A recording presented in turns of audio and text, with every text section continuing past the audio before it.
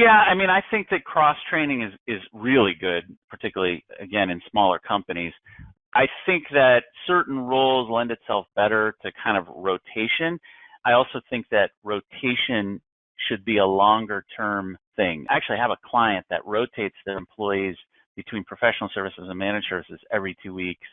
And while I think it's probably good from a training perspective, it's a really bad efficiency suck. They lose a lot of time, a lot of efficiency. Projects tend to drag on more than they would. So I think that people should be in a role for a longer period of time. So for example, if you're going to rotate people in that RMM role, I would suggest, maybe a 2-month rotation. So they're in that role for 2 months and then they rotate out. I wouldn't do it throughout the week or something like that, unless you have enough work where it makes sense to have 2 people doing that work.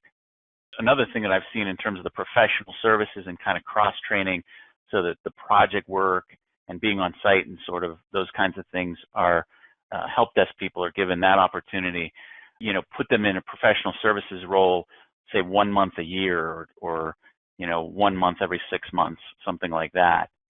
Rotate them out of help desk and into that, and then rotate somebody that's typically a professional services person into the help desk role for a month in their place.